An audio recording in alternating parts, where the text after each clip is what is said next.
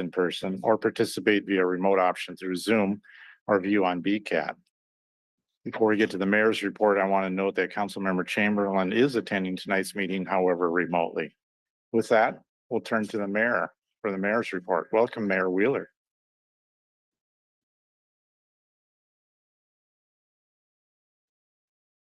All right, good evening, Council President and councilors. So it's good to be here tonight. Got a few slides for you. Now, so this is our first test run here. How's it working so far for you? Good. All right, Dave, first slide. So I just wanted to, this is something a little out of the ordinary as far as how the city partners with our neighboring jurisdictions and agencies. And this one here was offering up our Public Works and Utilities complex for some search and rescue dog training.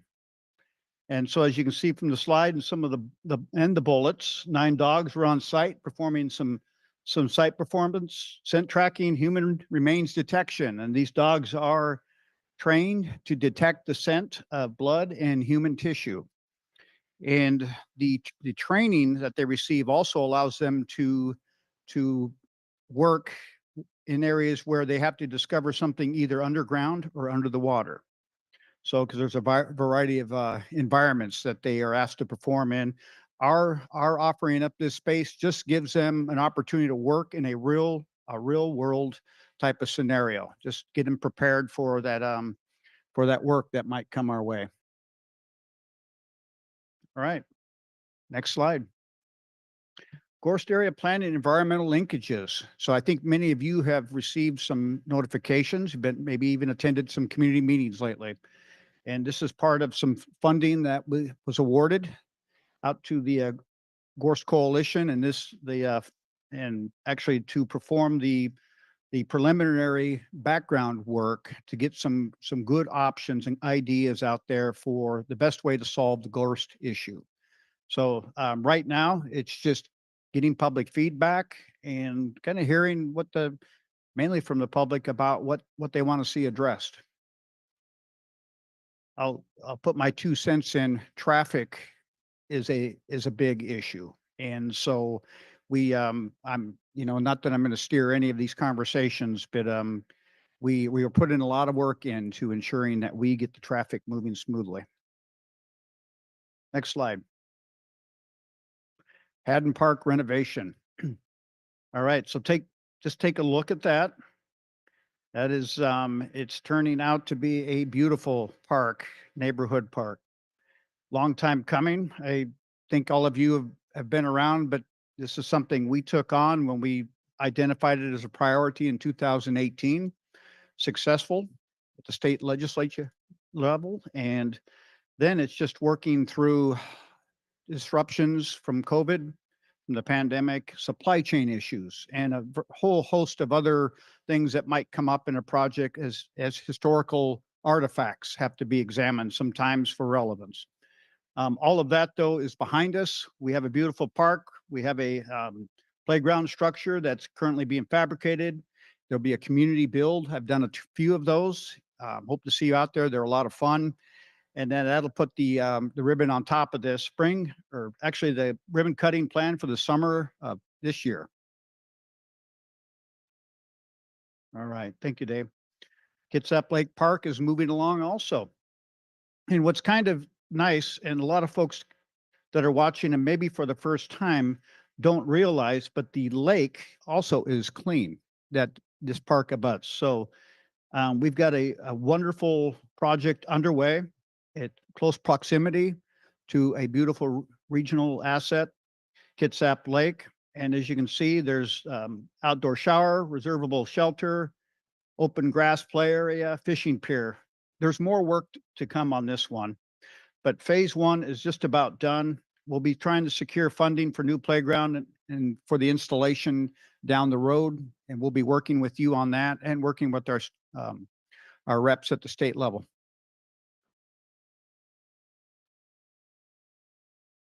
All right, preservation work.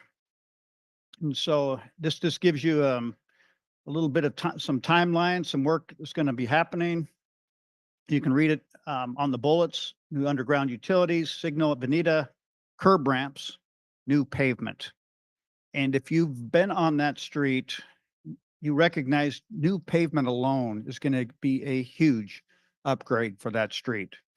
I know myself living next to that street, and there happens to be a dip right on the intersection of Pennsylvania and 6th. And when anybody's hauling a trailer, it let you know it's happening.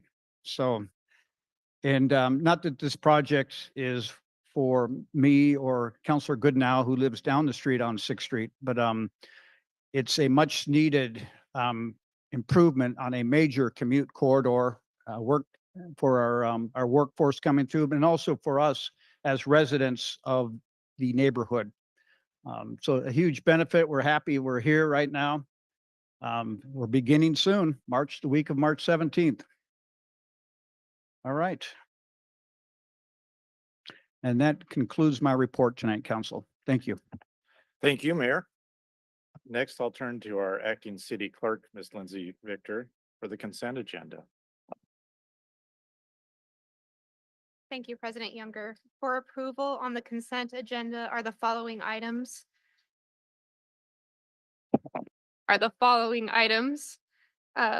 Item 4A, claims and check register, approval of the following checks and electronic fund transfers. Check number 410148 through 410285 and EFT numbers V42950 through V43041 in the grand total amount of $3,781,087.75. 2, regular payroll for pay period ending January 31st, 2025 in the amount of $1,223,956.42. 3, regular payroll payout for pay period ending January 31st, 2025 in the amount of $11,966.02. Number 4, regular payroll for pay period ending February 15th, 2025 in the amount of $1,119,114.30. Number 5, regular payroll payout for pay period ending February 15th, 2025 in the amount of $983.60. Number 6, retiree payroll for pay period ending February 28th, 2025 in the amount of $37,426.83. Item B, minutes of council meeting, February 19th, 2025. Item C, minutes of study session, February 26th, 2025. Item D, confirm appointment of Anna Doring to the Planning Commission.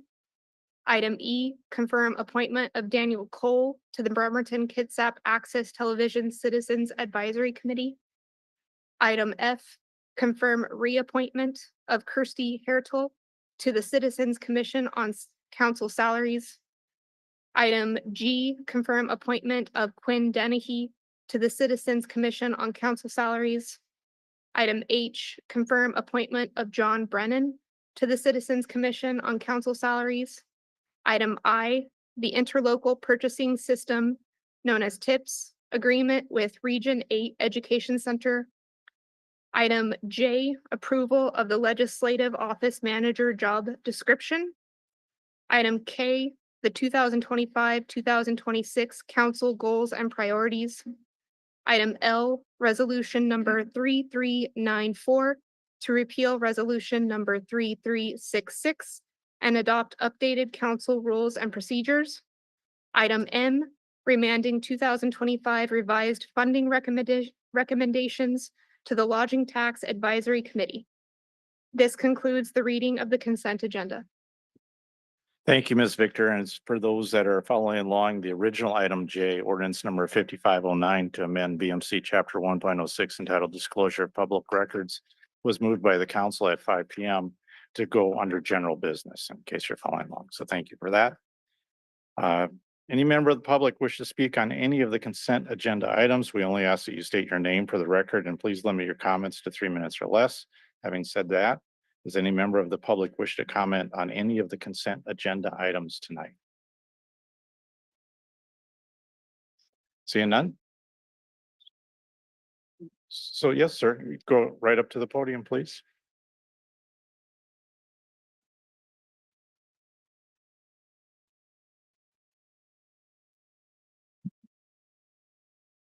And my name is Justin Law. I'm just going to read from my statement.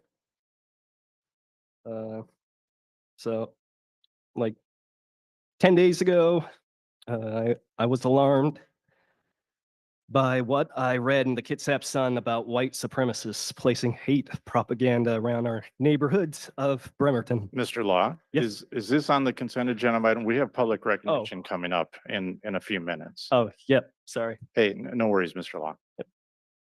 We'll see you real soon. Anyone else for any of the consent agenda items? And I'm seeing from Mr. Sorensen that we have no one online. So with that, I'll go to the council for a motion. Move to approve the consent agenda. I second. I have a motion and a second. Call for the question.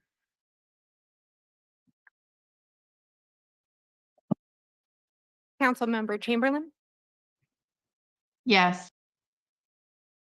Councilmember Frye, Yes. Councilmember Coughlin, Abstain? Councilmember Robolowski, Yes.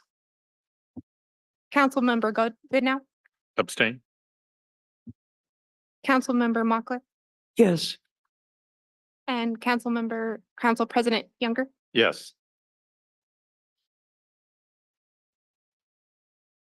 And the motion carries.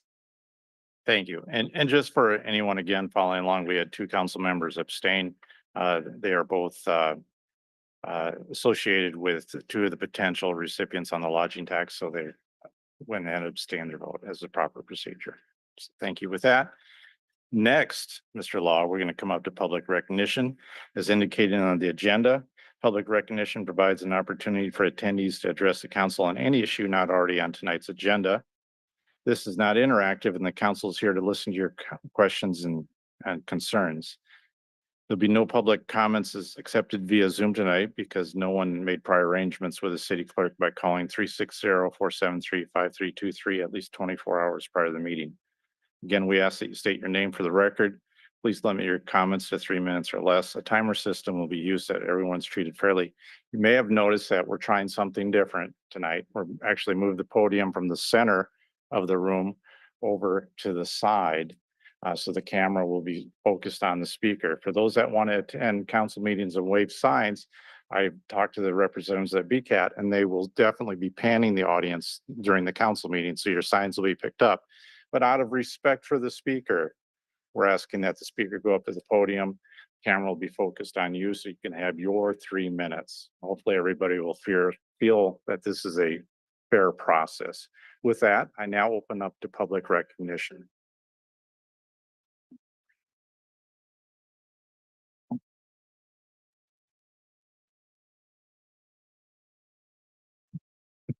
Mary Lou Long, longtime resident of Bremerton. I'd like to have you stand and say the Pledge of Allegiance with me, if you would.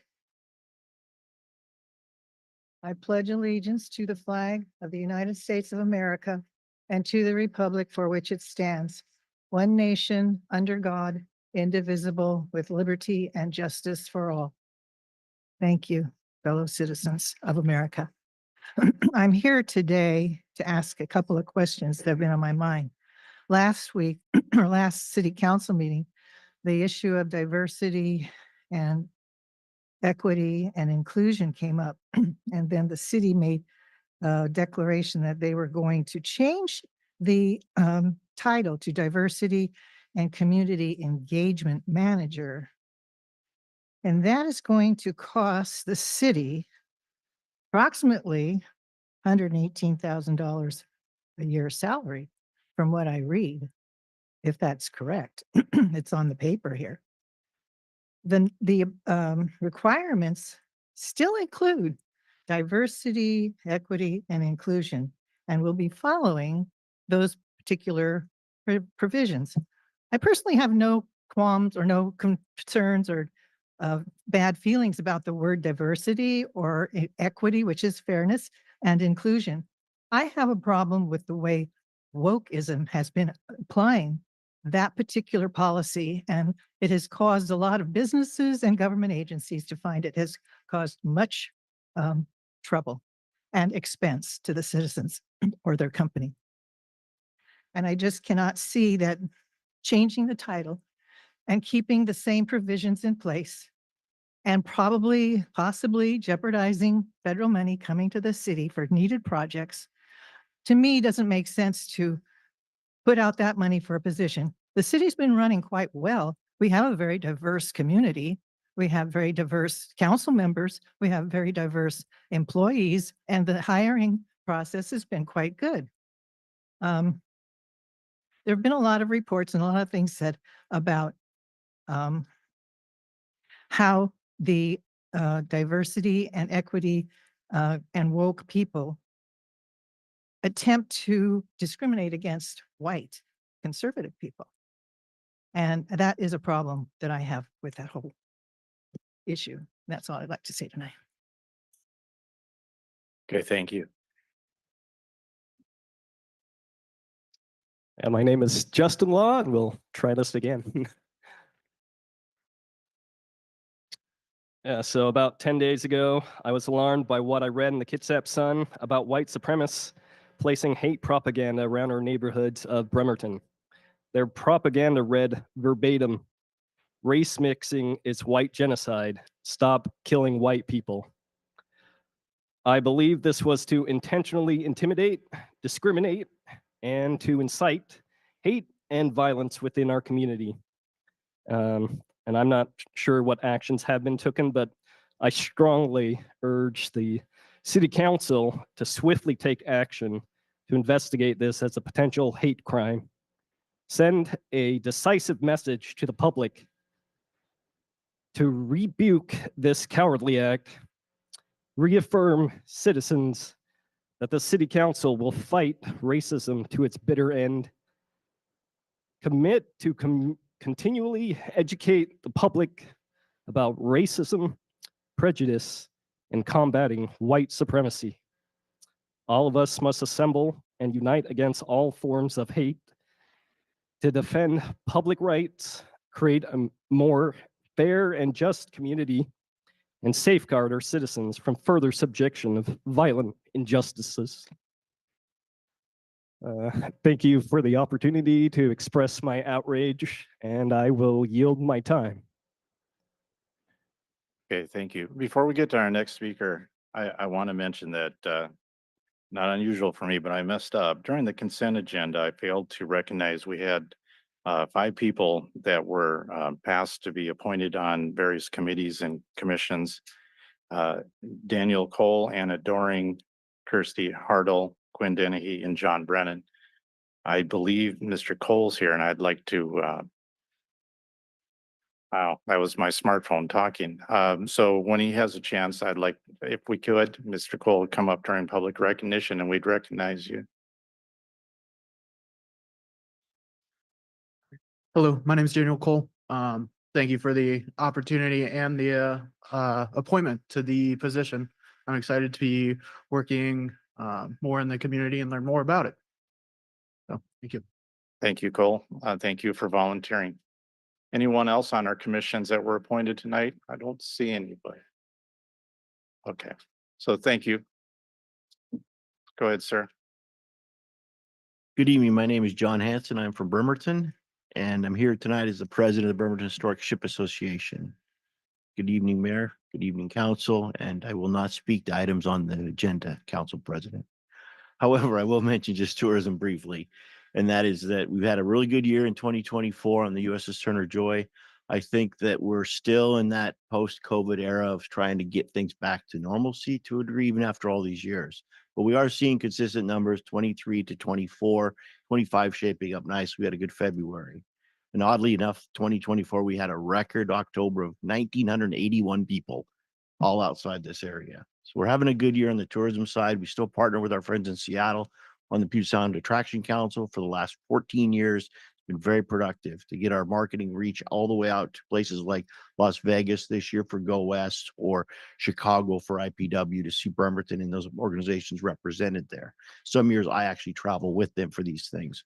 But it's the same marketing strategies we've had in the past has been effective. We're trying to always find something good and new. You probably remember the cruise ship will be coming back here beginning in second week of April, all through the summer and into the fall. And that will be sometimes Sunday, sometimes Friday. My team works with them for excursions for their passengers, and we are considered their number one attraction to do while they're here. And we sure love having them.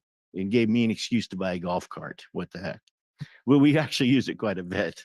It's helpful to move them up and down the boardwalk. Next program that's unrelated to those tourists, and that's STEM. We've had that program for 10 years. It's one of our smallest programs, but it's one of our most effective and fun programs. So the first week of April, we'll be busing students again down the boardwalk, hundreds of students, at least every other week, bringing them to the ship throughout the school year. That is entirely grant funded. It is all free to the schools. We even pay for the buses, which is very rare. And it's a really exciting program. And if you want to come down and watch, or you want to just go to the boardwalk and watch them run down, I tear up. So it's a great program. We're restarting it next week. We'll be at a school with our sandbox. We have an augmented reality sandbox, very unusual device. Schools love it. So my part of the STEM Leadership Council is part of that. I mentioned FIFA. I wish we had more information. Everybody's saying the same thing. With that said, I am working with our partners in Seattle because they also have faced with the same challenges. And I know that the mayor and other folks locally are working together to unify groups and get us focused and moving as a team, preparing for that. And finally, watch your TV in May, we're going to be promoting Bremerton, and we're even going to throw the parade in there for the chamber. And we'll be running TV commercials for the first couple weeks of May, millions of views a week, and the word Bremerton will be on every one of them. So thank you for your time. Okay, thank you, Mr. Hanson.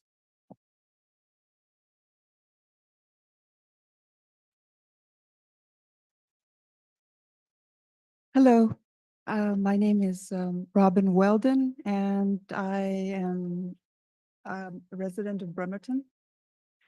I wanted to recognize Michelle Moshe. She is responsible for the Smith Cove mural, and it is now on Google Maps. And her amazing mural also puts Smith Cove right on Google Maps as well. Michelle is also responsible for cleaning up a dangerous eyesore that was the corner lot there by getting rid of tripping hazards and removing sharp, jagged metal slabs that have been there as long as I can remember, and was dangerous to children in our community and an accident waiting to happen. So she made it into a place where people can come to. It's a real public place that enhances our community. If you compare this to the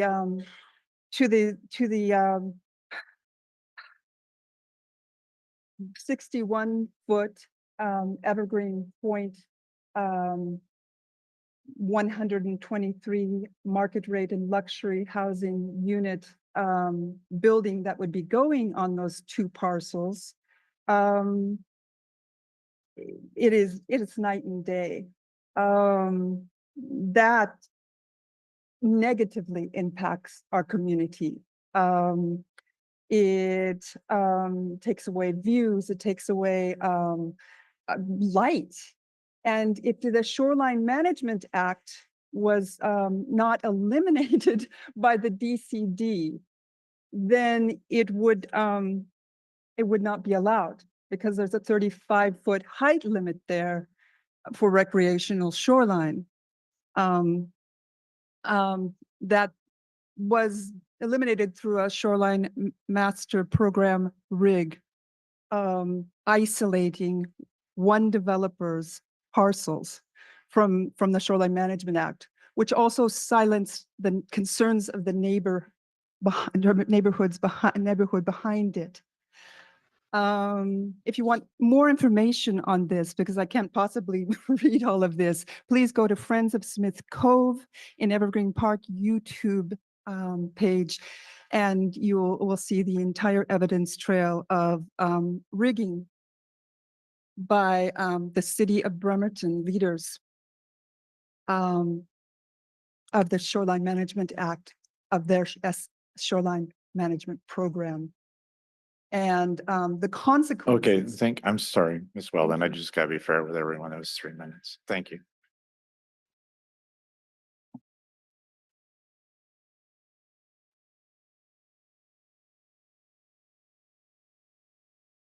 Hello, my name is Alden Bradford. Hope you'll indulge me in a little bit of legislative philosophy. I think there's a real danger when going to repeal or remove a policy that's been there for a while. And doing that if you don't know why it was put there in the first place. I think we're seeing that a lot on the national stage these days. But in that spirit, I spent a couple of hours looking over microfilm from 1987, back when City Council first passed a law banning the use of skateboards downtown. And I learned some interesting things. It really painted a picture of a city that was scared about this new thing that had just shown up. I learned there were 2 separate incidents that year of young children having to go to Harborview from serious injuries sustained while skateboarding in East Bremerton.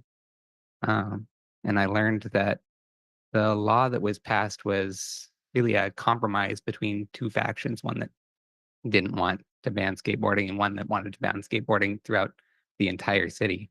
And I learned, and this is no joke, this was a surprise to me, on the city council, one of the people advocating for banning skateboards throughout the entire city was our very own Mary Lou Long. And if you'd like to know more about that, I encourage you to talk to her. She's here right now, and I think she'd probably be happy to talk about it. Yeah. But I think in general, fear, while understandable, is not a sound basis for making laws. I don't think that's a good basis for policy. Anyhow, I just like to close by reading an op-ed that I found. This is from November 19th of 1987 from a young woman who'd be in her 50s now, but it's quite short. I'll just read it to you. To the editor of The Sun, I feel that skateboarding is a fad of the 80s. It will pass in time. Kids today without cars or any other transportation use their boards to get things they need, such as food and school supplies. I myself am a teen, but do not skateboard. But for my friends and everyone who skates, let it survive. There is no need to ban the boards. If you do, that will give kids more reason to destroy, vandalize, and disrupt Bremerton. All right, I thought that was an interesting little op-ed. Anyhow, thank you for listening. Thank you, Mr. Prepper. Anyone else for public recognition?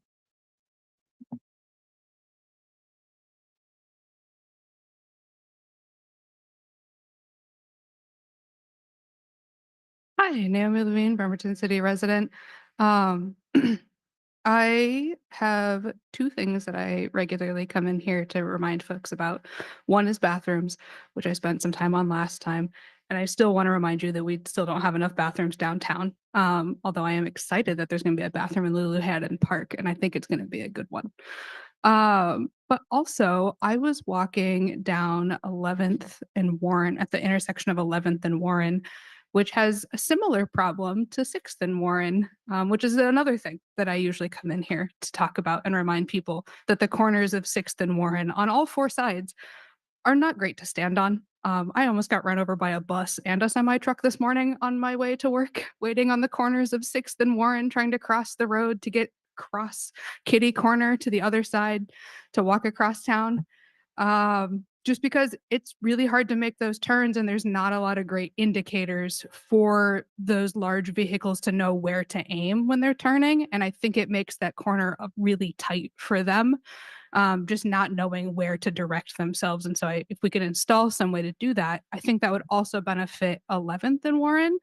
The other problem I noticed though with 11th and Warren, aside from just some of those really tight turns, is if you're walking down Warren from Olympic College and you're going to cross over 11th to come into town, there's a turn signal there that just flashes yellow when it's not green. And folks who are going to turn right there don't often know, do I wait for this person who's standing at the corner? Do I not wait? And then I'm a pedestrian. I'm like, I definitely can't go, y'all. I don't want you to turn through me. But also at some point, I'm going to need to make this crosswalk. And so it's just an uncomfortable negotiation between myself and a person in a vehicle who can't talk to me, can't hear me, can't interact with me, to be like, why are you just standing there? You should go. And I'm like, I can't because the light hasn't turned and all these other cars are going across 11th and I can't walk through them either. And then I'm like, no, you should go for a bit, but please don't run me over, car 3 cars behind. We need another way to mitigate that communication between us. Some sort of traffic control in that area would make that intersection, I think, a lot safer.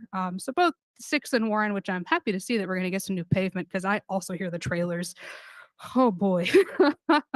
um, but some stuff on the sidewalk to make that a lot safer would be really nice. I know the mayor walks the same path as me. I don't know if you've almost gotten hit by the bus too, but it's a rough spot. And I don't blame them. It's a tough turn in a big vehicle too. So that's all. Thank you. Okay, thank you.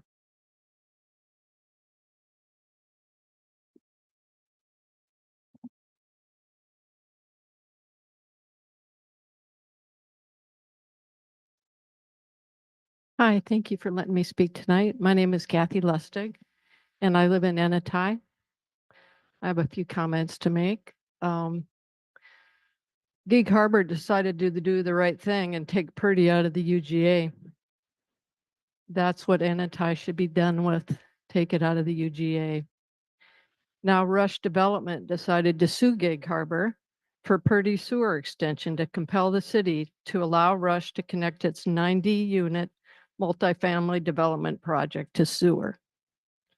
The city concluded Purdy would be most expensive area to annex. The city of Bremerton knows this to be the case in Anatai. Rush happens to be the developer for Royal Valley, the monstrosity up in Silverdale. The former DCD, assistant DCD director who left suddenly last year worked for Rush Development. Both this property, Royal Valley, as well as the Anatai property, the Fisher Plat, were all part of a spot zoning, an illegal spot zoning that happened during the 2016 comprehensive plan. I hope you'll rethink trying to support taking Anatai out of the UGA. It really isn't appropriate to be in the UGA. Thank you. Okay, thank you.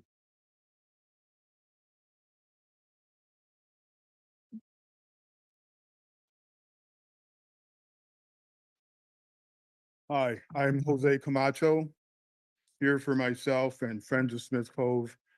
I have spoken frequently about the top dog developer in town, Sound West Group, because of our learning curve with the Rig Evergreen Point project.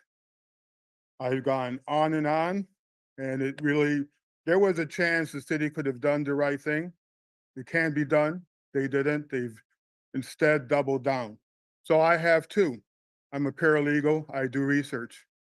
The Evergreen Point project is rigged, and they weren't satisfied with that. They rigged the shoreline master program, and now that is tainting our comprehensive plan. It gives a bloated value to shoreline development because the law that is valid is feigned as somehow supplanting the actual law. MAP-E, because it's a special favor, completely void. It's been over a year since we were told the decision was pending. That's because the city knows it will walk into a buzzsaw if this goes to court. Gregory Genovese sued Soundwest Group for securities fraud and embezzlement. Larson countersued. This is what Gregory Genovese says about the mayor.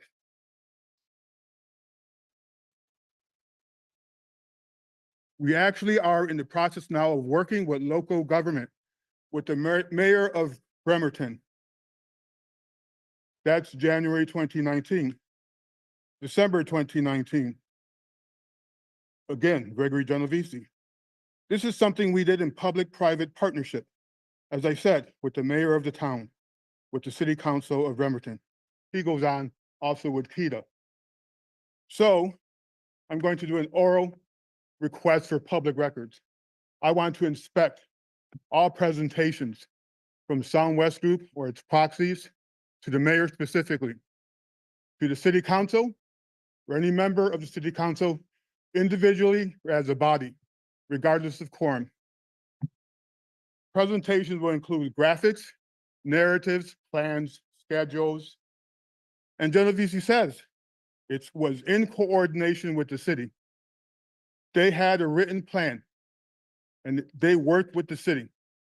When I look at Genovese's comments here, they're public in the podcast, they jibe precisely with the records I have from public record requests. That's, you can see the rigging start. We want to improve the isolated code. It goes on. It pertains to both enactments, which are void because Thank you, Mr. completely Camacho. perverse. I'm sorry, your 3 minutes is up. Just so you know, my public Thank you, record sir. stands. Thank you, sir.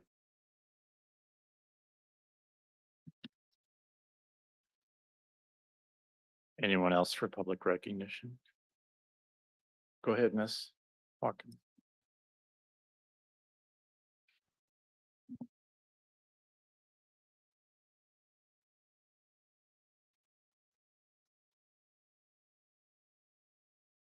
Good evening, you guys. My name is Sierra Lucas and I live across the street over there at Max Hill. I'm sorry, could you get a little closer to the microphone? Thank you. My name is Sierra Lucas and I live across the street over at Max Hill. I participate in volunteer programs for the American Foundation of Suicide Prevention and Kitsap Mental Health. And part of what I'm here to talk to you guys about tonight is I know that there's the homeless and those of us in behavioral health and mental health. And I was wondering if part of the reason that there are no public bathrooms is because of the violence and the crime rate going up. And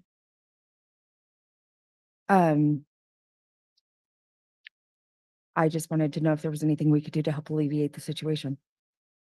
Because I know I don't like being bullied. And I don't think it's right to bully you guys. I'm a conservative. And I love our city. It's been really rough. And the behavior is unacceptable on both sides when we reflect poorly on our parties. So it's just something to think about. Thank you. All right, thank you. Anyone else for public recognition? Go ahead.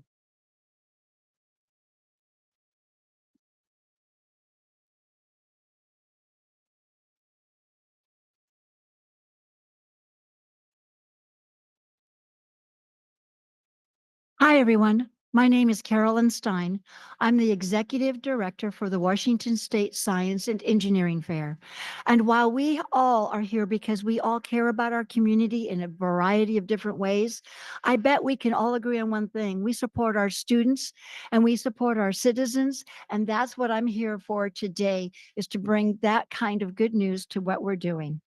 This year is our 68th anniversary of starting it in Bremerton, holding it in Bremerton and keeping it here in Bremerton, and that's the Washington State Science and Engineering Fair. Thank you to our mayor who approached about being our guest speaker, and to our council members who have judged and always participate, and to you, the citizens, because it's free to you. You can come for free, come walk in, enjoy the atmosphere, see the students, see the goodness, and they are working to resolve some of the problems that we're facing here today. This is a wondrous opportunity for you to bring joy to our community and to do something in return back to these students. Support them. Come say hi at the fair. We're going to have a robot dog. Now, I have no idea what a robot dog looks like yet, but I do know that I have contacted the United States Army, and we had someone willing to be trained out of state, drove down, got the dog and bringing it back. Can't wait to see what it is. You know, it's those kinds of things that make it joyous in our community. And for 68 years, it's going to be at the Bremerton High School and Performing Arts Center. And we need judges or volunteers or just you to come enjoy the time, enjoy the community, see the students, and support something good in our community, because we're supporting you with that same goodness. And we thank you so much for helping make this a very, very special year. So what happens after the science fair? We take our top high school students from across the state to the international fair. That's the Regeneron International Science and Engineering Fair. 80 countries worldwide, of which the United States is only one country. Those countries that come there don't like each other, just watch the news. But yet at that science fair, those students who don't even speak the same language all speak geek. They all get along, they all do science, they all get it along, and they do it well. I'm happy to say in the last few seconds that I have that we have worked diligently, and I am really proud and pleased to tell you that in the year 2028, the Regeneron International Science and Engineering Fair will be held in Seattle, and you can bet your bottom dollars that it has to do with your state fair that's been held here in Bremerton, and we will be bringing Bremerton to that forefront. I just reserved 18 hotels in Seattle. Thank you. Thank you, Ms. Stein. Anyone else for public recognition? All right, so before I close it, I welcome feedback from the public on their experience with our little experiment here. Already I can tell that I don't necessarily, I'll talk to the rest of the council. I don't like the distance from the council. And then if I were to do it over it, I'd tilt the podium so you're supposed to direct the council. And so we could tweak that, but we'll work and we'll try to improve. This was just an effort to, and hopefully the people that talk feel more comfortable because your back is not to everyone else. You're kind of addressing, but we'll work on it. So welcome your feedback. If you want to send us an email, it would be appreciated. Okay, with that, now I'm going to turn to Ms. Victor for the general business tonight.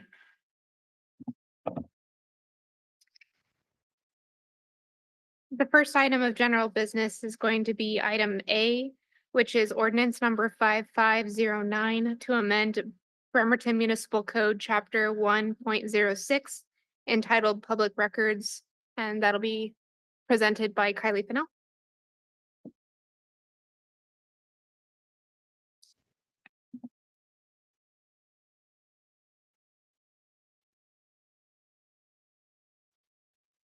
Thank you.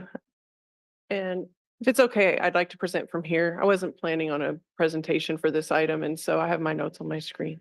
So this item was at the study session, and I did go over it quickly, and I'm going to go over it a little bit more detail tonight so that everyone understands the process that's taken place here. And can everyone hear me okay? All right. So as I mentioned in the study session, this is a request to amend a section of code and to clarify the provision in the code so that it matches the rate and fee table that was adopted previously by council in November of last year. We received a public comment from Mr. Camacho. Thank you for that. Pointing out the notice requirements required when you're setting the rates and fees for public records request. And so to explain the process here, we're going to have to go back to 2017. And I think only Council Councilman Younger was here, but that was a big year in public records.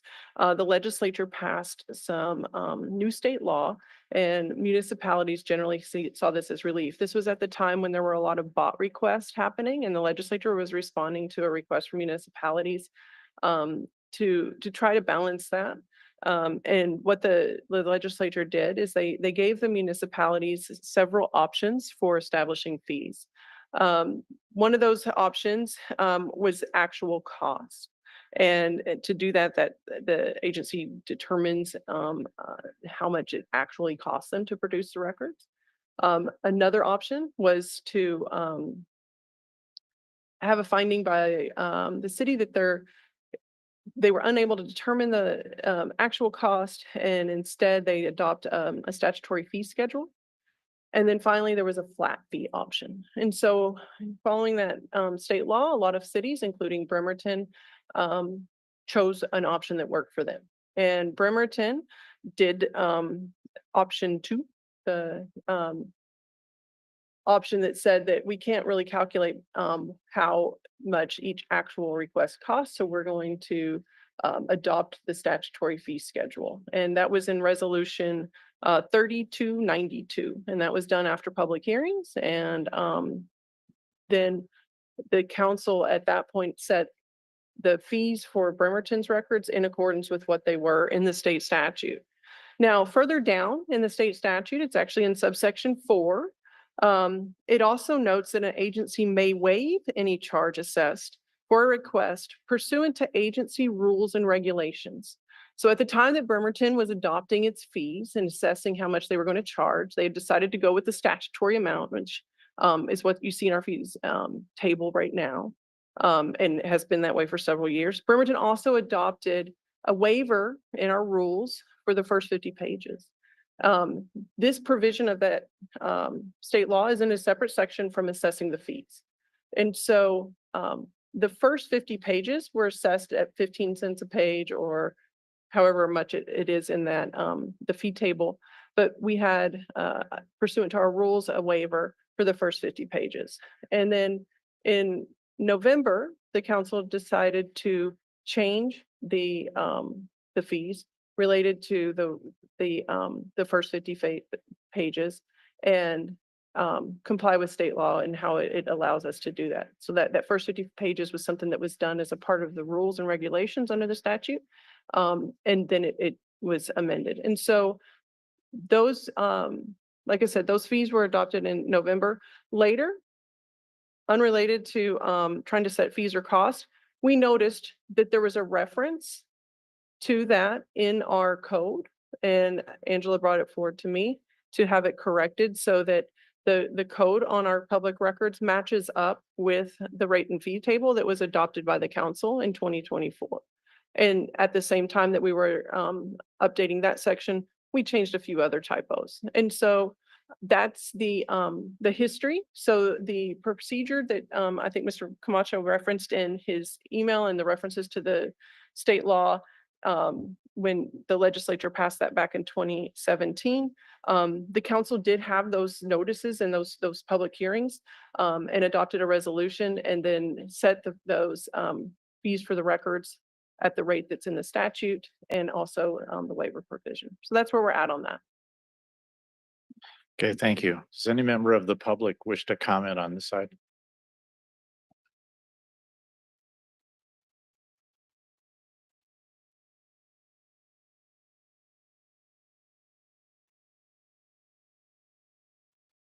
I'm Jose Camacho.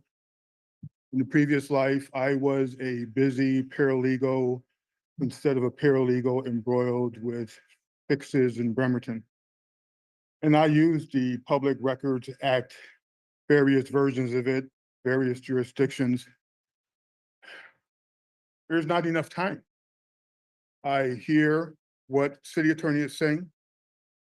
I have to listen to her oral recitation. No documents in front of me, no legislative history. My basic issue is notice to the public. For the public to be informed, to interact, to civically engage in an informed manner. So like they count. It's like it makes a difference. Like we have a democracy. We need to be able to have notice long enough to prepare, to ingest, to analyze. So that may actually be all well and good. I wouldn't know. I'm a skeptic. We all should be skeptics. So what we had was an agenda, a study session, and today. And I bet no one here knows what the heck we're talking about. I barely do. I did this overnight. I mean, that is not sufficient notice.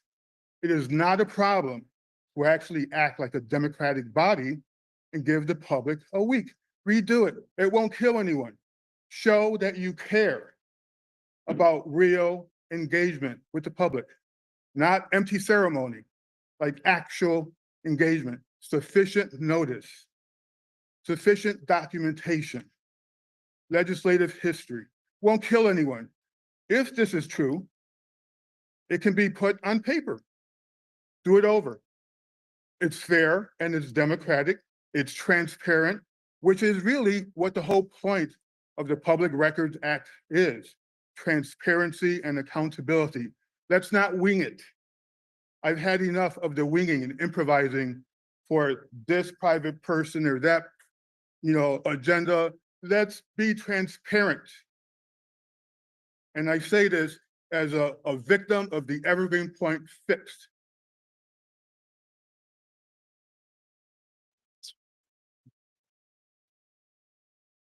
Anyone else for public comment?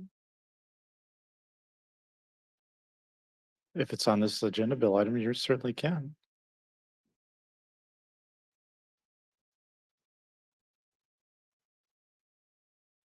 Go to the podium, please, miss.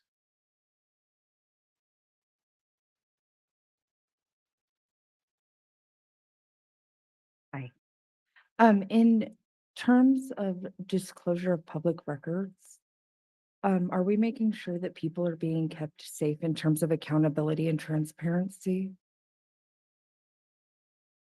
I didn't look at the agenda. I apologize. There, Ms. Fennell, did you understand the question or would you like it rephrased?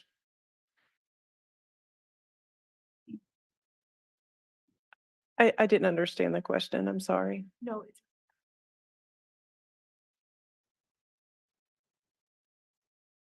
Okay. Okay, thank you. Anyone else for public comment?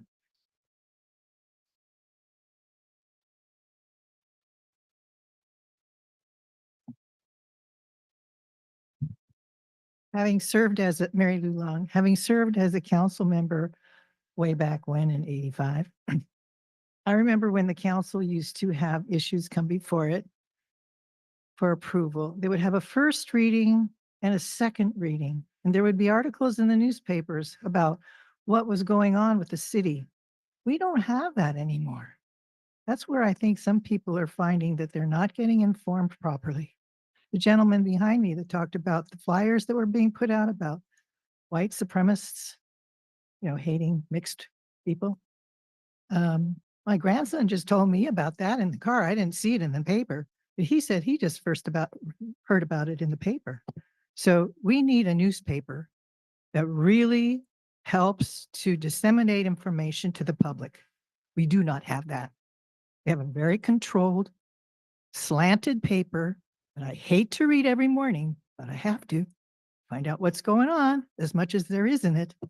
And the council can possibly maybe do something to interact with the newspaper to get more information out to the public. Thank you.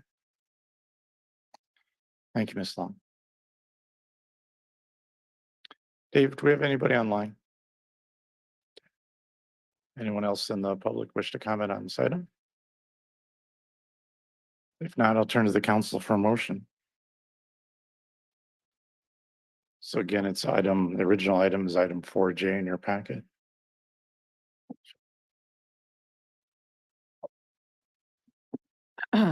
Move, sorry. Well, I'll move to approve ordinance number 5509, amending BMC chapter 1.06 related to public records. Second. Okay, I have motion a second. Any comments or questions from the council? I think Attorney Fennell, I'd just like to read the two changes that are in here and correct me if I'm wrong. The previous version under 1.06.060 related to cost of providing public records, as you stated, used to read halfway through, refer to table A, and if the requested record is an 8 1/2 by 14-inch page or smaller, the first 50 page is responsive to a request or fee or charge. That is being stricken, and instead it's saying to refer to fees in table M. There's a subsection 1 below it, and we are correcting a typo that said rate table A, that now refers to rates and fees table M. And the final change is farther down under 1.06.90 subsection A, paragraph 5, for folks following along. It referred to the Public Disclosure Act, which is a typo. It is obviously the Public Records Act, and we're correcting that. So it's just those 3 small corrections for this ordinance. Is that correct? Excellent. That's correct. Thank you. Thank you. Thank you for staff for catching this and updating it for our due diligence. Okay, Ms. Mochler, any questions or comments? I thought Attorney Fennell's point was well made, which was we have a separate part of the budget workshops every October and November where we only look at rates and fees. And we have a public here, we go through it in a workshop, we have it in public. There's ample public notice for that. And then the whole budget as a whole is then adopted towards the end of the year. So I completely agree that there very much should be public notice of any changes of this nature, but there was quite a bit of public notice. Here, what we're doing is our city clerk, Angela Hoover, found a reference in this document that we're looking at here that had 2 typos and didn't reflect the current rates and fees. So the rates and fees have been steady. They took effect in January 1st. Is that correct, Attorney Fennell? Yeah, so That's correct. yeah. So they've been there and they did go through that public process. And so this is really, honest to gosh, literally a housekeeping matter. So thank you. Thank you for bringing it up. Thank you, Vice President Revlowski. I get very concerned when the residents of our city think that council and staff is hiding something from them. I wish this had all come together at one time and made it more clear to the public during our budget discussions what all the rates were that were being changed. I know it's a lot of information to digest in a very short period of time. I mean, we get the budget the same day the public does. Council doesn't get to go over everything for weeks and weeks. I do think these are just very minor housekeeping items on it. But I understand the concerns that some members of the public have whenever it appears that we're making it more difficult for you to get information. The information was out there. I'm glad we got it put onto general business instead of just an agenda item. So I feel like I have to vote yes on this. Okay, any other comments from the council? Councilmember Chamberlain has her hand up. Councilmember Chamberlain, you have the floor. Yeah, I just want to say thank you to the member of the public who asked for clarification. And just as my other colleagues have stated, we do believe this to just be a clerical kind of cleanup.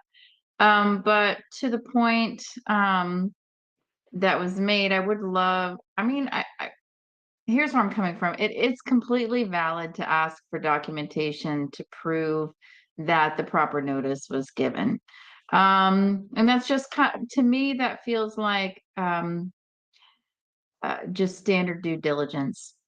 So in the future, if we have cleanups, which happens a lot, if additional documentation such as the narrative provided by Attorney Fennell, if something like that could be included, I think that would be a benefit to the public, because they don't always. Some people move into the municipality. Some people have just recently become engaged, and I think it is helpful. And we also have new counselors that come in from time to time.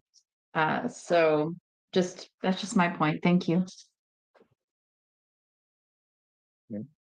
No other questions or comments from my part. Just to reiterate, I view this as a housekeeping item, as our other council members have spoken up. We did discuss this in the public and during the study session. We read Mr. Camacho's email, the entire council. The council met at 5 o'clock, and out of respect for Mr. Camacho, we decided to move it from consent agenda item, which it normally would fall under, to general business, so the public could be afforded opportunity. I felt fairly confident Mr. Camacho would be here tonight based on his letter. He was. We were able to hear him out. I believe the public process was followed, especially for an item of this nature. With that, I call the questions.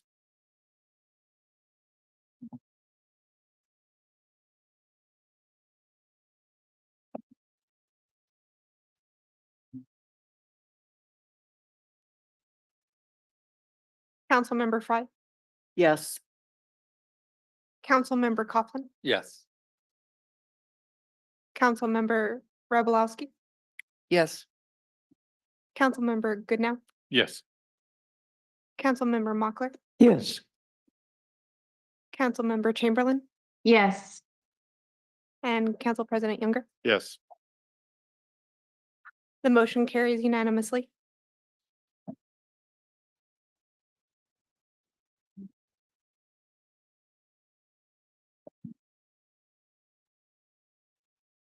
The next item on general business is item B, overview of the 2024 wastewater comprehension plan update presented by Bill Davis. Welcome, Mr. Davis. Thank you. Good evening, Bremerton City Council and general public. I'm here to give an update on the city's work on the wastewater comprehensive plan. And this was presented last week at the council study session.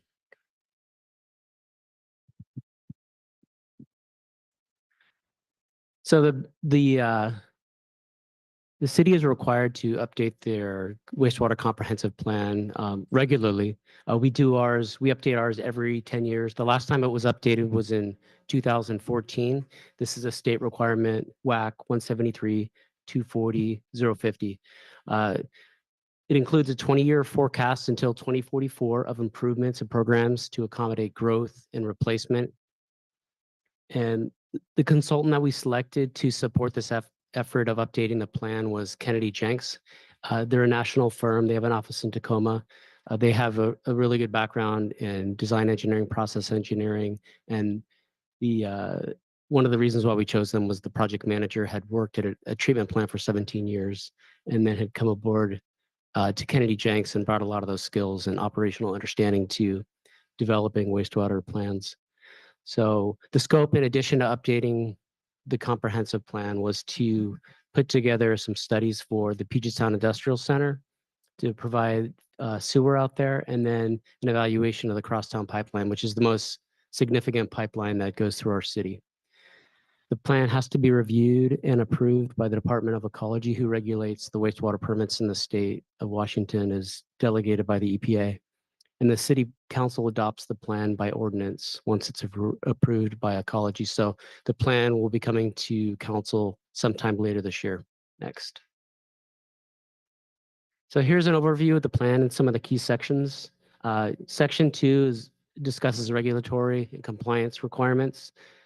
wastewater federally is governed by the Clean Water Act, and then there's a permit system called the National Pollutant Discharge Elimination System, which regulates permits and compliance with those permits. And that's the permit that's issued for the wastewater treatment plant. And it's delegated to the states, monitored by the Department of Ecology. So that particular section discusses that permit. And there's a copy of that permit, which is included in one of our appendices.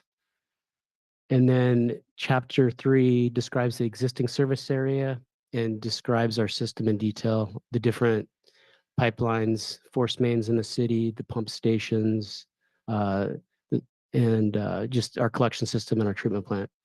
And then chapter 4 was a new chapter that we did not have in our previous plan.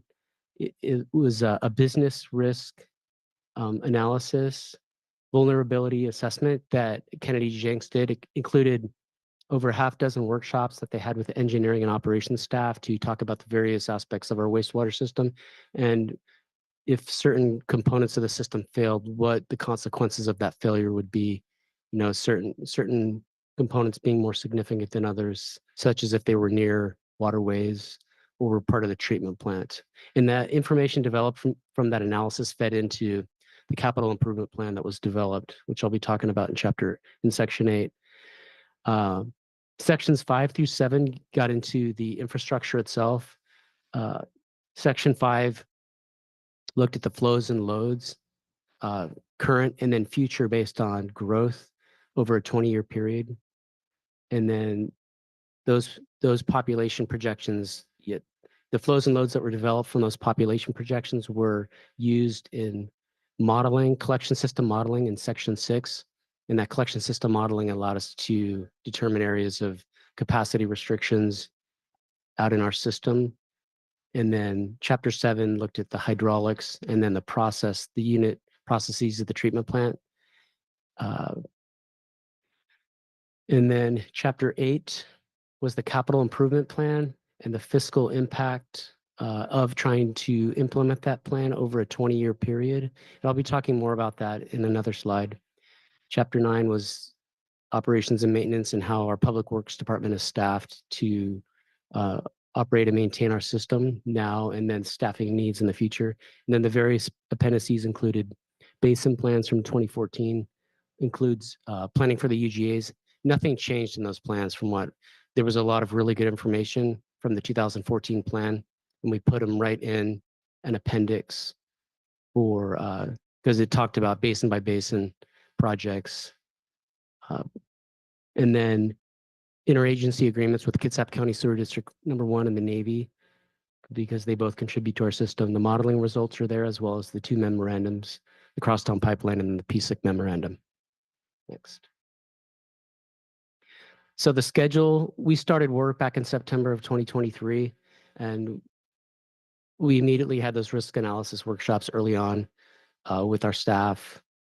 And at the same time, they were gathering information about our infrastructure and doing site visits. And over the next several months, we developed the plan. So that took several months. The modeling took quite a while. We had a lot of information that we still had to gather. It was incomplete about our infrastructure that we had to present to them, and they plugged it into the model. And they modeled 6 different basins throughout the city. And then we started to receive drafts late in the year, in October. And then we worked with them. There were several iterations back and forth to develop the draft deliverable, which came just about a week and a half, February 18th. And that was uploaded to the city website. It's been live since February 27th. It'll be live for 30 days through March 29th. So the public can go onto the city website, click on the individual, rather than having to download the whole wastewater comp plan, you can look at individual chapters and appendices and comment on them. And I'll talk a little bit more about that. And then there's a SEPA review. Ecology, I also sent the plan to Ecology. It could take up to 4 months for them to review. And they're going to have significant comments on our plan that we'll have to address. And then there's a SEPA review that's involved, and then it'll be finalized and then presented to City Council later this year. Next. Okay, I just wanted to talk about some of the key projects that were discussed in the plan. This one, the first one, Oyster Bay Beach Sewer upgrades. And the reason why I'm talking about these specific projects is because they're pretty expensive. But this first one is not that expensive, but it's one that's imminent. And it's one that I think the council is familiar with because it's a continuation of a project that we started a few years ago. And this can, where we took a beach sewer out of service along Oyster Bay. And we're continuing that project north up to Ostrich Bay. So over the next few years, we're going to be applying for loans and hiring some consultants to complete the work of taking beach sewers out of service. These beach sewers that are very difficult to access, that are reaching the end of their useful life, and they're generally they're not good for the environment to have a sewer in that type of location. So the next project is the wastewater treatment plant outfall improvements project, and this is mainly a capacity project based on the modeling that we did. This particular project rose to the surface. The modeling indicated that it's going to affect upstream plant processes if we don't upgrade the outfall. And the project consists of installing a parallel pipe and then installing another deep water outfall out there in Sinclair Inlet. And our operations staff has also observed manhole lids not during very, very heavy rainfall events. They've seen manhole lids come off at the treatment plant, so indicating that it's already started to surcharge. And then the Crosstown Pipeline Redundancy Project, that is engineering and public works staff consider that probably our most critical project that we need to accomplish. It's our most significant pipeline in the city, and I was having a conversation with a coworker about this particular project, and if this had been designed again back in the 80s, that's when it was designed, they would have put some kind of redundancy at the time, and they didn't. So this is correcting that. And then this project right here, the new aeration basins and grit systems upgrade, that is a project to install new aeration basins that are currently under capacity. And I wanted to address an issue that was brought up last week that Councillor Coughlin had brought up. He'd asked if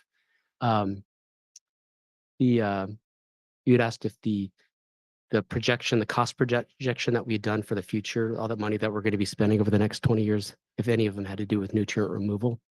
And at the time I said, no, this project was capacity, but I actually looked a little bit closer at our comp plan.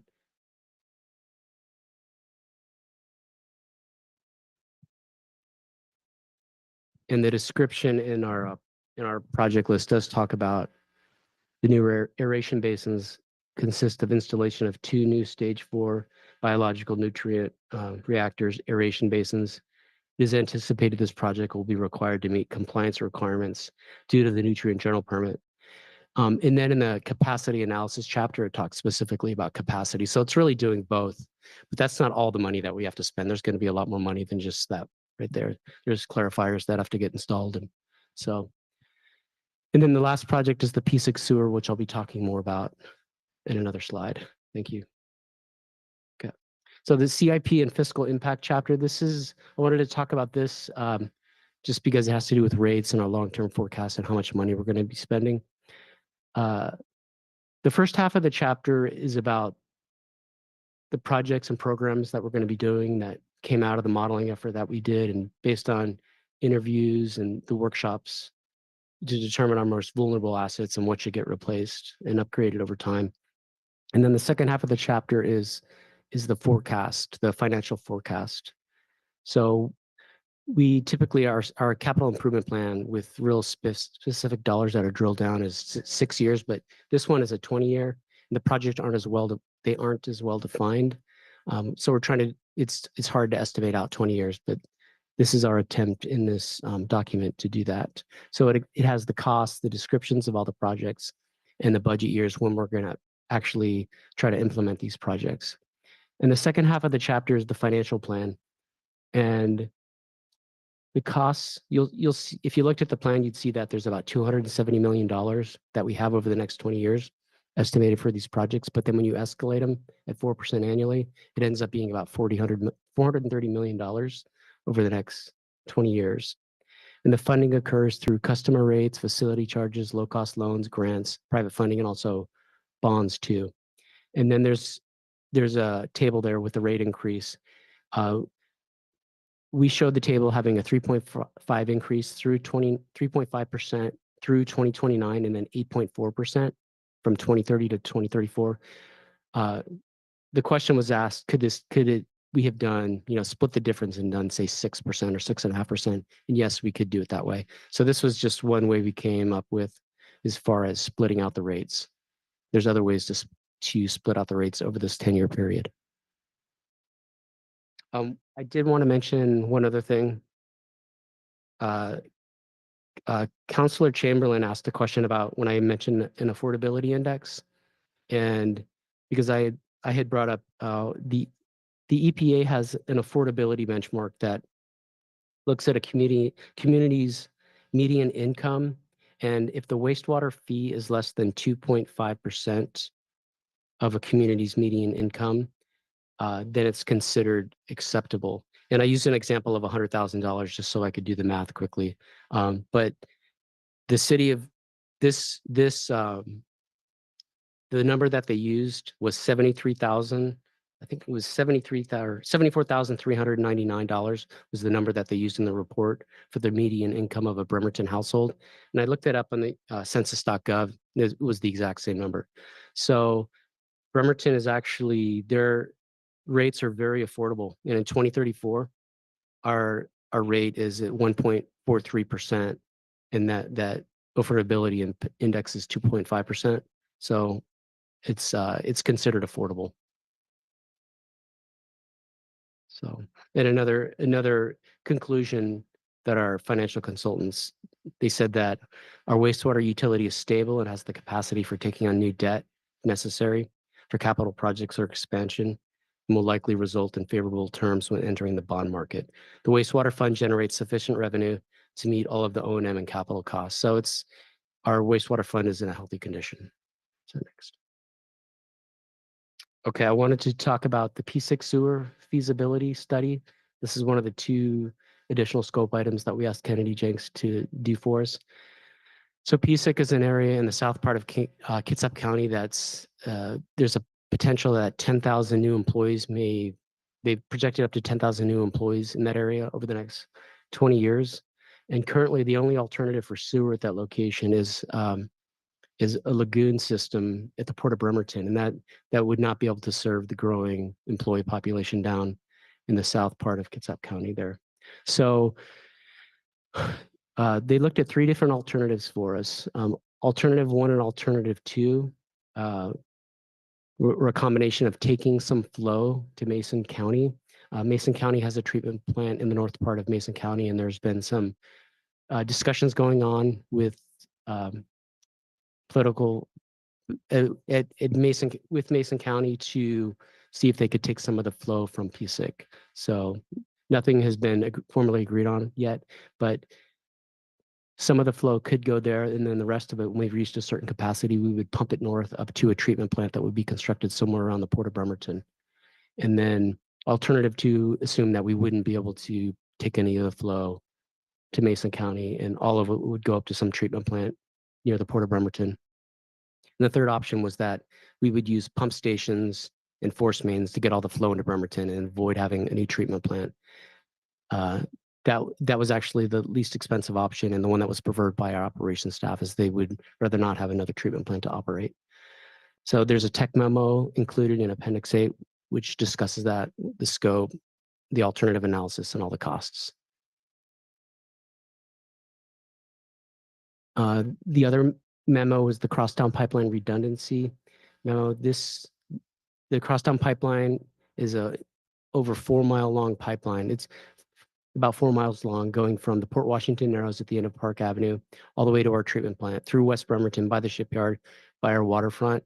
And we currently have no way to take it offline, to maintain it, to evaluate it. And this is a plan to put in some kind of redundant pipeline so we could do that. And we looked at some alternatives. One was a pipe that was the same size, parallel. The other one was a smaller pipeline that we could just use during dry weather. The bigger pipeline could be used at any time of the year. And the third alternative was putting in a pump station and pumping it up through Navy Yard City. So the preferred alternatives were the parallel pipelines. We thought those were more useful. And these are very high level memos. Decisions aren't going to be made from these in terms of how to proceed. So next. Some of the other items that we talked about, or I'll talk about here. Public comment is ongoing. There's only been one comment so far. And it was from me. It was me testing the system to see that it worked. So you can send me an email. My email is on there, or you can go through a comment form. It's on the City of Bremerton website. Go to the City of Bremerton projects. You'll see wastewater comp plan. You can click on a box that'll take you to the different chapters, or you can contact me. I can provide you the information of where to get that. So it's open for public review right now. So, and we talked about it, the mayor talked about it in his mayor's report. It was on BCAT, and then it was part of the Bremerton Blast, and it's on the City of Bremerton Public Works Facebook page.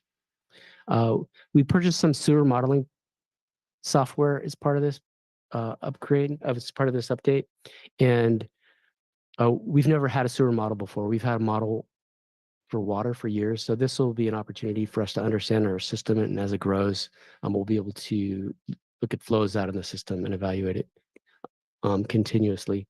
And then I wanted to mention the Puget Sound Net Nutrient General Permit, which is a permit that was came into effect on January 1st, 2022. And ecology is still wrapped up in not doing this. This permit is still wrapped up in the legal process. There's been stays and appeals, and we continue to submit our report that we have to submit every March 30th. The latest draft came in from our consultant HDR, and we continue to send it to ecology every year. I looked at some of the costs, and we've spent about $200,000 on this permit so far, but $130,000 of it was funded by a grant. So, and that's for studies and looking at the plant and different ways we could maybe use some of our existing processes to provide treatment. But ultimately, one day we're going to have to implement some of these large-scale treatment processes if this moves ahead, this permit. And then uncertainty about the funding sources for crosstown pipeline and PSIC improvements, just because these are big projects. We assume that we might be able to get a grant for the crosstown pipeline because it's so it's a critical resource for the Navy too. All the Navy sewage goes into the crosstown pipeline, and we have a grant right now for the Central Bremerton Force Main from the Navy for $7 million. And then PSIC improvements. We in our 20-year forecast, we saw that as being funded by external sources, private money, but because it's so expensive, that the funding for that is uncertain. So that's it. Thank you. Thank you, Mr. Davis. So this is an information only item. The council will not be obviously voting on this tonight. In fact, according to the schedule, we'll be voting on it in the July-August 25 timeframe. However, we could do Mr. Davis a solid and have a public comment. Does anybody want to talk about this or ask any questions? Mr. Camacho, come on up, please.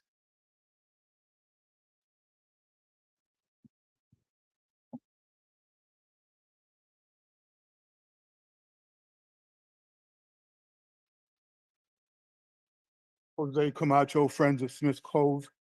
When I walk around the park that's a block away from my home, I see doggy bags, and those doggy bags are there. So when people walk their dogs and their dog takes a poop, they can put the poop in the bag and dispose of it where it doesn't pollute Smith Cove or the Salish Sea. It's a very common sense thing to do. However, the city is persecuting the homeless and continues to refuse to provide them with public toilets. If you're unhoused, you either have to be arrested or poop outside. It's bizarre to me. This is a standard of civilization. Across the world, cities have public toilets. The UN says sanitation is a human right. Perversely, this is a big deal for the city of Bremerton. So I don't believe that this plan has anything about public toilets. I've been told the mayor is deeply adamant that this will never happen, right? So we are working on a shelter at the moment. I would bet that does not include off-site public toilets. There seems to be a connection between the city's servility to the developer cartel, bright, shiny buildings, high rises, Yahoo, the New Seattle. A connection between that and the idea that, God forbid, we should have to see poverty-stricken people. Better to keep them in the dark or drive them out of the city. So it's completely bizarre and inhumane to me. We've seen Rock the Block. They're like the special ops of the homeless. I've seen their stuff. I've seen them on the street. My partner has helped a homeless lady who's driving around in a car that's probably going to break down. She has to maneuver through her day to find a toilet she can use. And she's ill. So until your wastewater plan provides for public toilets, as far as I'm concerned, that's a sham. Great. So if you're housed, if you have money, if you're a regular person, cool. But if you are one of the rising number of homeless, you're out of luck. We should provide public toilets for these people. I've been homeless. I've pooped in railroad stations. I've pooped on railroad tracks. In my Public Record Act inspections, I've gone to DCD records of a high rise. And in those records, weirdly, was an incident report. They arrested a homeless man. He had a pile of poop in his sleeping spot. Why would DCD have that record? Thank you, Mr. Camacho.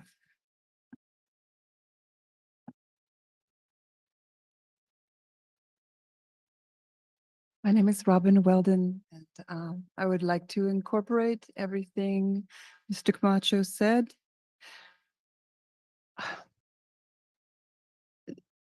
The thing is, without public bathrooms, besides it, criminalizing and dehumanizing people that can no longer afford to live inside in the city of Bremerton because of hyper gentrification and favoritism for developers. That fecal matter is in the streets. People have to go every day. You can't criminalize somebody for something that is a regular bodily function. So that instead of sewers, that fecal matter goes into our storm drains. It goes right out into Smith Cove. It goes right out into the Port Washington Narrows. And again, like Mr. Camacho said, it is a UN human right. It is considered a human right to have public bathrooms and sanitation, to be able to wash your hands. People are not treated as human beings here. They're dehumanized by cruelty, just cruelty. And another thing, $100,000 is our median income in this city. I guess it's a different people than the majority of people I know. But it's really hard to pay those prices. The sewer prices keep going up. Ms. Weldon, could you address the council, please? Sorry, it's just hard. Yeah, I know. It's right up to the side. I don't like it here. I like to actually be. I agree with you, but for tonight. Okay, anyway, that is my statement. I got all the way through it this time. Thank you. Okay, thank you, Ms. Weldon. Go ahead, Mr. Davis. You'd like to comment? I just wanted to clarify that median income was 74,000. It wasn't the 100. Yeah. You're welcome. Thank you. Thank you, Mr. Davis. Go ahead, please. Hi, Kathy Lustig again. With regards to the sewer, I do have a few questions, concerns, like the 430 So million. Ms. Lufton, again, Oh, if you sorry. could just address the council, Mr. Davis listening, and when, after you're done talking, Then he'll come he'll up, come okay. up. Yeah, thank you. Okay, sorry about that. It's kind of hard to, yeah, it's odd. But so my concern is that 430 million over the next 20 years that you want to pay for sewer. Does that include Enitai? That's one thing. Because one thing that I saw in the little bit that I've been able to read in the proposed comp plan stuff is that it appeared to me that any kind of sewer extensions in the UGA are, it's written in your comp plan that developers are going to pay for that. Is that right? That I'm not sure if I have not been able to really read that at length yet, but I have some concerns about that. As for one of the sewer line extensions that was proposed to Enitai, initially it was 10 million. Then I heard it was 18 million. And our own engineer says it's more like 28 million. And that's just to go from Perry up the hill. That's a lot of money to go for just that short distance. What, 4,000 feet? I think it was.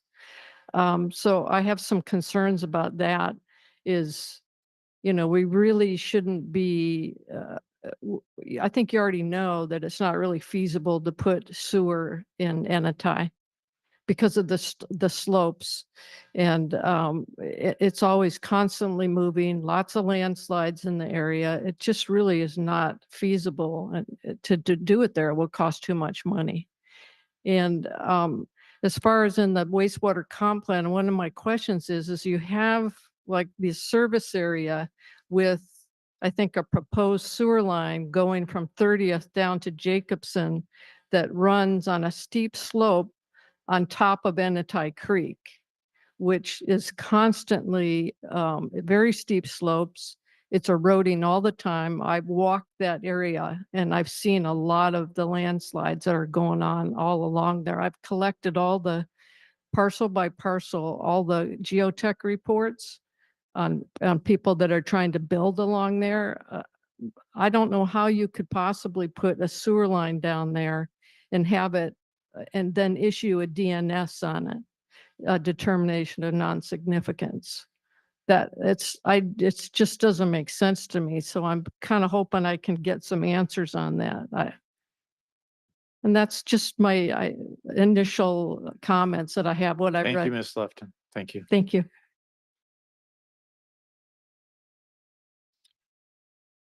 Mr. Davis, do you see an opportunity to answer any of those questions or comments at this time? Yes, Editai is not included within that budget. None of those new service areas that we had previously included in the 2014 comp plan are included as part of that budget. That forecast, we show how, if we did sewer, a potential way to sewer, that's part of the Trenton Avenue Basin, but we don't show any types of funding sources for that. We would assume it would be private unless we were directed otherwise by the council or the city. Okay, Yeah. thank you. Yeah. Mr. Sorensen, do we have anyone online for public comment on this item? No. Okay, thank you, sir. Anyone else from the public? I wish to comment. Go ahead. Wait, I'm sorry, Ms. Lufton. Sorry. So he's not obligated to answer every question. It's just if he feels like there's an opportunity to answer, that's fine.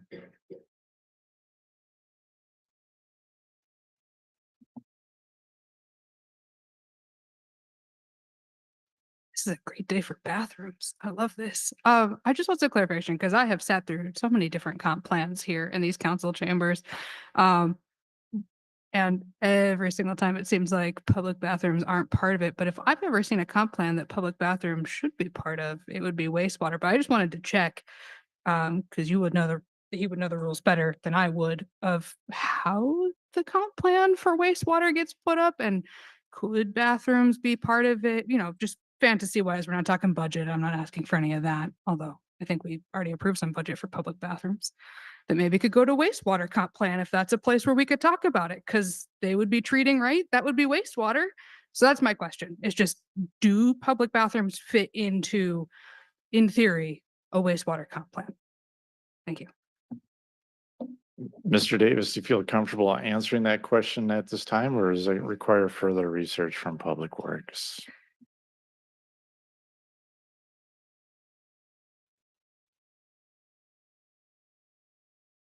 Our plan looks at the collection system and the wastewater treatment plant.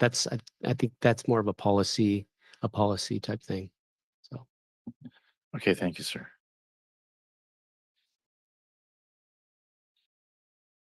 Anyone else? Go ahead, Ms. Long.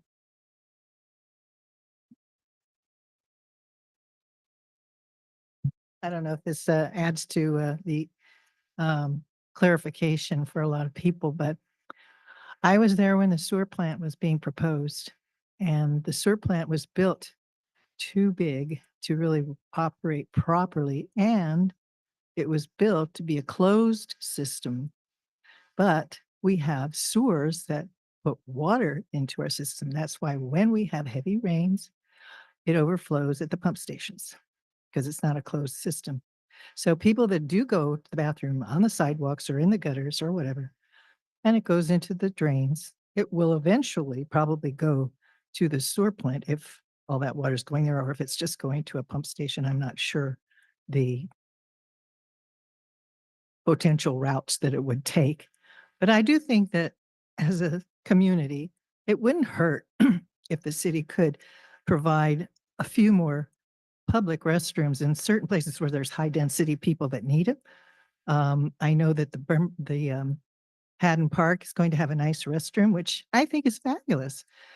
Families take their little children down there, and little children, they have to go if they're there at the park for an hour or something, so they're going to have a bathroom now. They didn't have one. And so I think that's really a generous thing for the city to provide for people and families. Thank you. Thank you, Ms. Long. All right, anyone else? No. So I'll close this meeting, this item. Now we'll turn to the council for council reports. This is an opportunity for council members to provide an update on any issues or events taking place in their district, announce any events they've recently attended or plan to attend, or to speak on any other city-related topic. Since it's the first council meeting of the night, we'll start with a Council District 1 member who's online tonight, Ms. Jennifer Chamberlain. Councilmember Chamberlain, the floor is yours. Hello, I'm sorry I couldn't be with you tonight. I'm in Alaska watching the Aurora Borealis. Actually, I'm not. I'm just feeling a little under the weather. I've got a couple of slides of some community events coming up. And here's the first one. It's back again. The Warren Avenue Bridge cleanup, hosted at starting at Cafe Perfetto, starting at 8:30. You get a donut, you get a cup of coffee, you get a really cool t-shirt. The county provides cleanup materials, and this is going to be kind of a busy day. The neighborhood cleanup, and it goes beyond the Warren Avenue Bridge. They go to other places in the neighborhood, all over District 1 and a little bit of 2. But the next slide is another event. So I'm going to be hosting our first Stephenson Canyon walking group.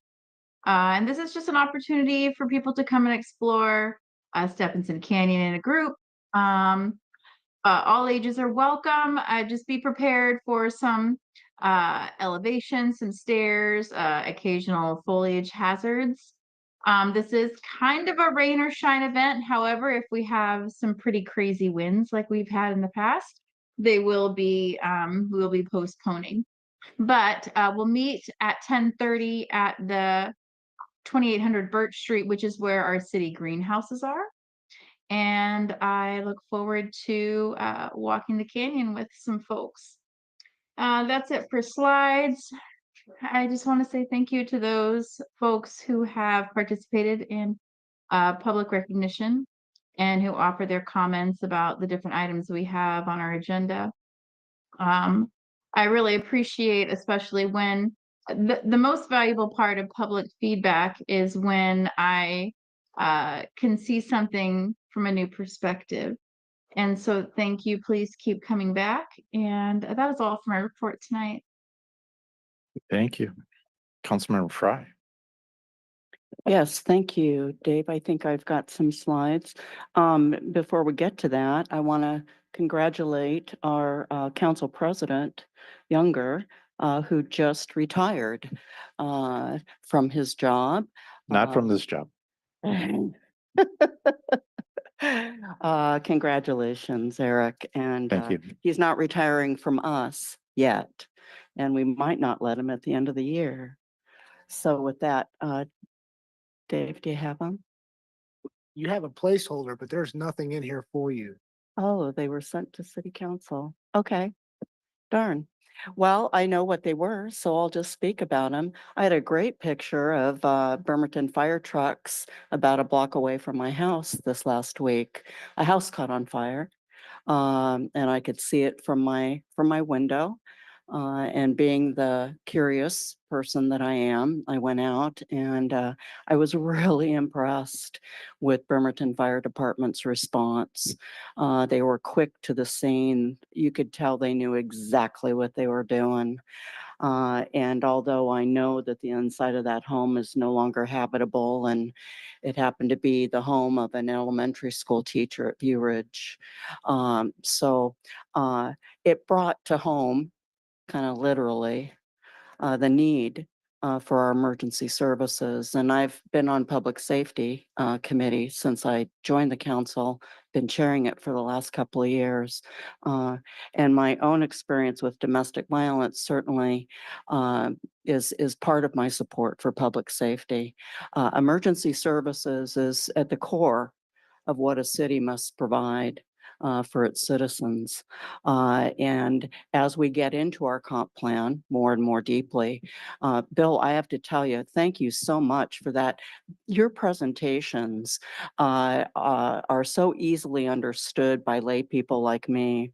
And I also really appreciate the fiscal impact aspect of it because we have to plan for this.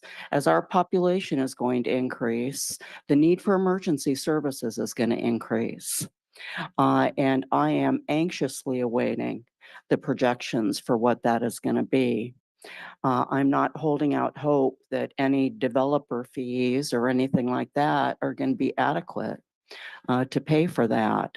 We're looking at a budget deficit now. I'm also looking forward to hearing from Finance Committee where we are, because I don't really know where we are right now financially. We knew we were projecting a deficit, a substantial deficit. I lose sleep over those things. And as we're looking more and more at comp plan and exciting, population increases and development and all of that, I have to ask the hard question: if we can't afford to pay for what we're doing now, how are we going to pay for all these increased services?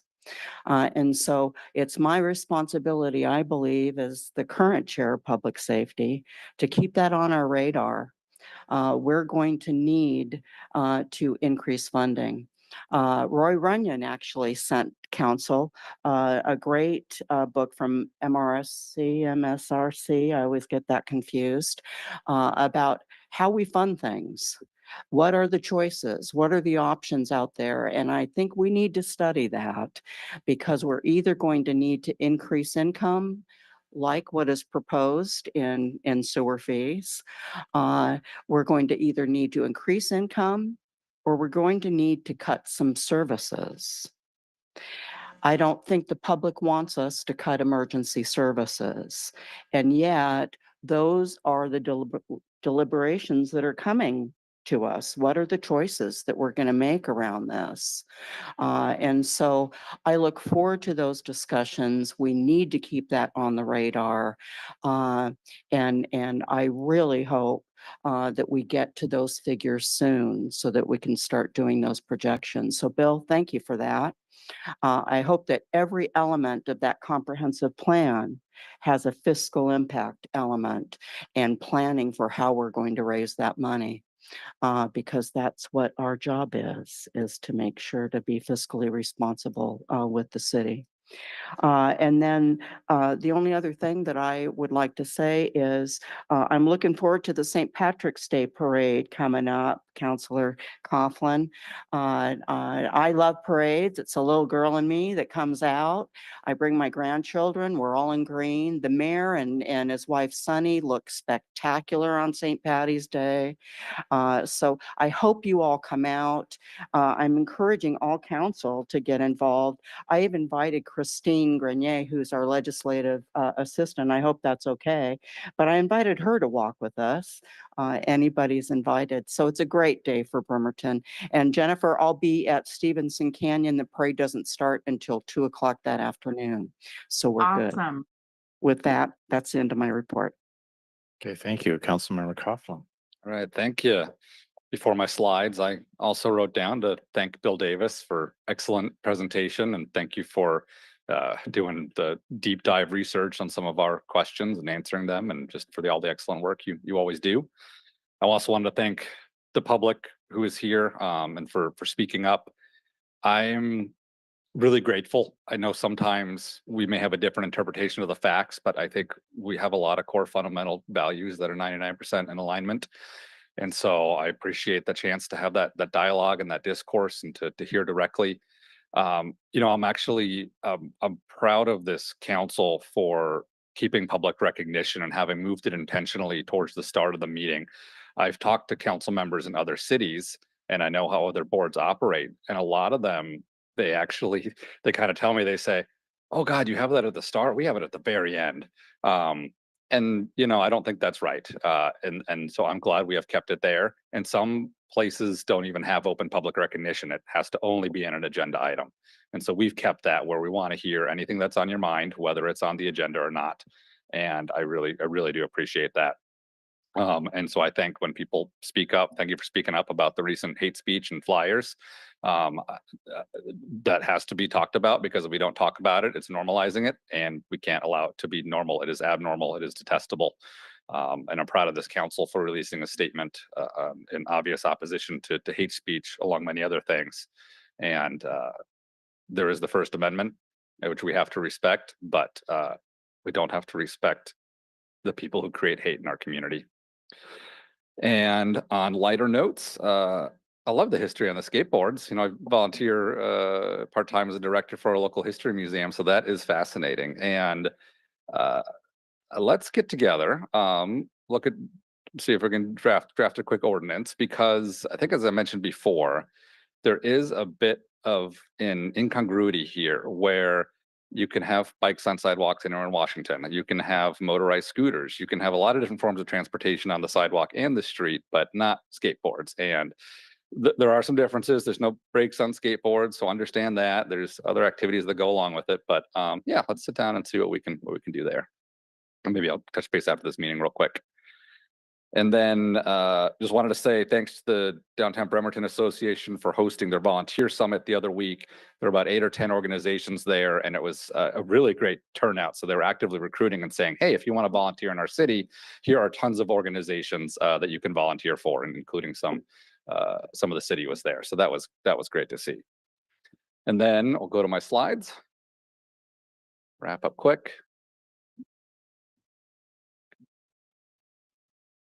Oh yeah, and I wanted to give a thanks to my fellow council members Mockler and Chamberlain for a great time in Olympia. Again, why we were not here 2 weeks ago at the council meeting is we were down there for a Association of Washington Cities conference.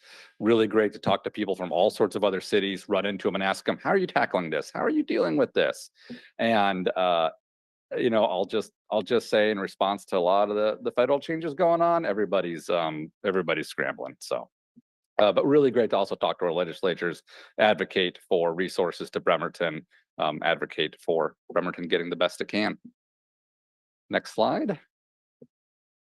Saw this coming up with the Roxy Theater downtown is a mountain film festival. So really cool that Bremerton is home to a film festival dedicated to mountains. I didn't get a chance to talk to you about this before, Michael, but anyway, a lot out there, really cool. And very last slide is, yeah, St. Patrick's Day Parade. So we'll all be out there, look forward to it. Such a great little local parade. And thanks to city staff and administration and our Downtown Bremerton Association for putting this on. That's it for me. Okay, thank you, Councilmember and Vice President Revelowski. Hi, Dave. I think I have a slide. Thank you. So tomorrow I'm having a town hall meeting up at the Bremerton Food Line.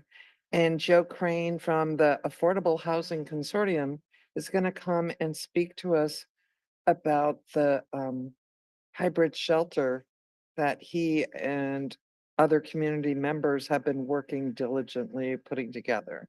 So I'm looking forward to that update, and I hope anybody and everybody comes. If you're able to, please bring some non-perishable food because we are meeting at the Bremerton Food Line. And if you haven't been there since they've remodeled in the past year or so, you need to come. It is such a beautiful, welcoming place now. So that's tomorrow, 5 o'clock at Bremerton Food Line. That's at 1600 12th Street. And another thing that's coming up with the Bremerton Food Line, April 22nd, is their Bridging the Gap breakfast, which is their biggest fundraiser of the year. I'm actually a table captain, so anybody who wants to come sit at my table, you can sign up and sit there or sit anywhere you want. But I really encourage anybody who can to attend. It's from 7 to, they end at 9 a.m. sharp. So people with real jobs can still get to work on time. Also, March 11th, which is next week, is Kitsap's Big Give. And it's a great way to find all your favorite organizations. You can give small amounts to a lot of different organizations or big amounts to a lot of different organizations. This is an incredible way that the whole Kitsap community tries to fund a lot of needed services throughout our community. And then, of course, I'll be at the St. Patrick's Day Parade, and I hope everybody in the community can show up. It's a lot of fun. I hope we have as good a weather as we did last year because it was really nice. And I really appreciate the way Mr. Davis puts together a presentation. It was great. I think the majority of people actually can understand it. There's a lot of information. I do have a lot of questions that I'll be emailing you. So I look forward to that. And I really appreciate all the public comments and people bringing things to our attention. I'm sorry we can't, the way the meetings are set up, it's not a back and forth dialogue with the public, but we all take a lot of notes. And if you can send us emails, that would be great. You can send it to us singly, jane.rebelowski at Seattle. Sorry, I used to work for Seattle at ci.bremerton.wa.us or to the entire city council. You can send it to city.council@ci.bremerton.wa.us. But again, thank you for coming tonight. I really appreciate it. Okay, thank you. Councilmember Goodnow. Not really much of a report. I missed last week because I've been sick, so I won't share the gory details. But I had more than one thing that's going around, so it wasn't too pleasant. But I do want to thanks for the presentations. Thanks for the public input. I'd love to talk more about skateboards sometimes too. And thank you, I think, Mr. Long, for bringing that up. It's it's definitely a moment we're going through with some kind of heightened stuff. And hopefully those are folks that are not from our community. It's happened before where they've come through. And there was even a piece recently in our friends at the Kitsap Sun that was pretty ugly. And they've even gone back and said that they probably shouldn't even run it. And that wasn't from a community member either. But, as a community, we need to stick together and make this the place we want to live. That's all I have. Thank you. Councilmember Mochler. First slide, please, Dave. Mr. Sorensen. Okay, so the upcoming town hall on March 10th will be focusing on affordable housing. Sarah Lyman of Community Development Block Grant will give a presentation starting at 5-ish. The town halls are a place where you can come and have a back and forth. Email is, of course, another. I am Anna.Mockler at our new email, which is way shorter and easier to remember, bremertonwa.gov. It's much easier. And why, look, it's right here on this slide. Next slide, please. This District 6 Town Hall is open to everyone. So yesterday, a hybrid urgent care emergency care shelter opened in my district, an improvement in my district. It's known as the place where the QFC used to be. And I'm pretty sure that's its official address. It's just west of the Rite Aid.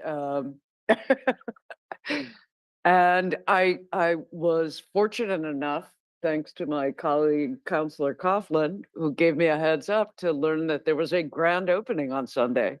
So I stopped by the grand opening and they gave me the tour and pastries. This is a typical room. Next slide, please. This is part of the in-house lab. In-house lab, yes. Next slide, please. And I am Council District 6, so I'll just stop right there. In total, there are 12 beds. There is one for triage, one for critical care, one for behavioral health, one for isolation if avert the fate, we should get a measles victim, for example, and one for OB/GYN. They also have a CAT scan in addition to the in-house lab. It is a multi-acronym CHI, Virginia Mason, Franciscan, and it's in addition to the residency next door. So it's, you can come in for an emergency and it might be able to be taken care of at urgent care. This is something we have so way needed. So I'm very, very happy about it. I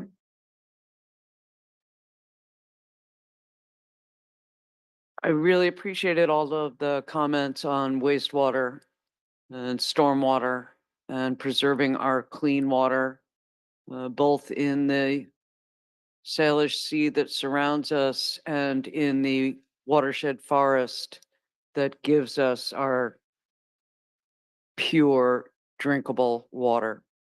So thank you all for that. I thought I'd just throw in that, by the way, the Porta Sands wouldn't go to the wastewater treatment plan. They go to a special place that King County has. It has to go for hazardous materials.